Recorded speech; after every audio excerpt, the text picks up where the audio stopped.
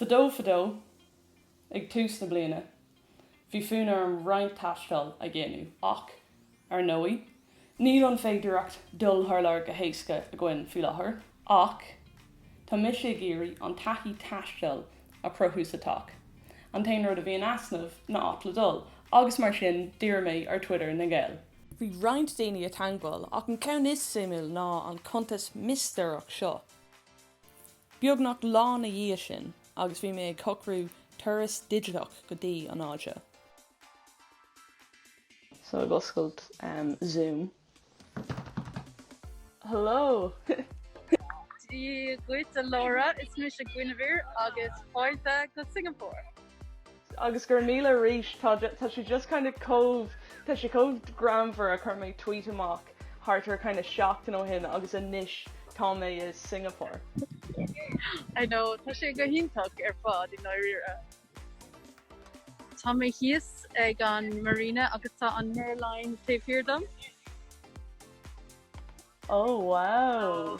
Tá sé díreach fecinn tú an cheantar gnó taobhhirda sin agus tá isce ar an taobh seo an marina. Wow, tá sé seo really cool. Tá sé dochreite like, it's cálín mé ó limnach. You know, bhí aglarm dul go dtí bhaile clí agus inis tá mé siúil seo cathair olbhór. Is cathair stát sábhar é Singeapóir le déanaar 5 milliún agus tá sé mór le rá sa domhain gnó agus airgeadas. Amach as an Merlíon tá antócha as na ferganmh ílstóireach. Oh my god, tá sé ar nós an like Empire State Building. I gceann tamlín ba mé ag bualadh leis an pop-up Gaeltach Singeapóir, ach roimh sin ba bhhatlan bia Singeapóireach a blasa sa tach.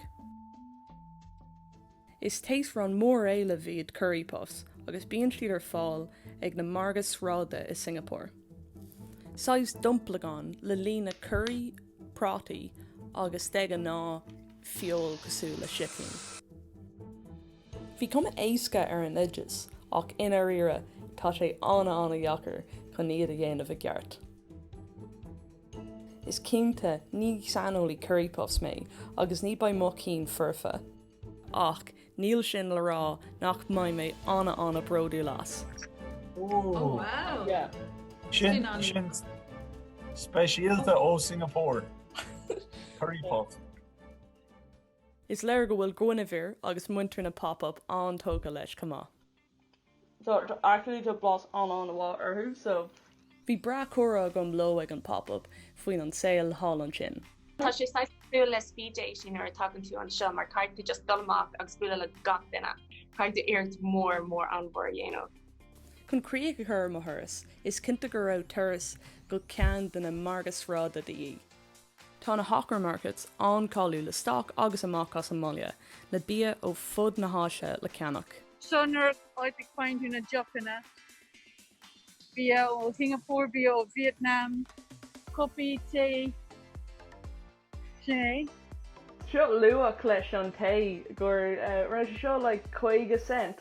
Yeah, tá siad an saoir. Sin an rud má hagann tú an seo is féidir béile mbliana oil ar hartar $6, so béidir €4 nó mar sin. Cool.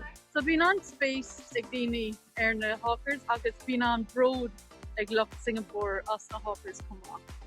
Faoi láthair tá na hawkers ciúin tuiscear an pandem. Ach tásúlagam go mbeidh sé cuiseach slán chun iad a bheith gnóthach a rís gan máil.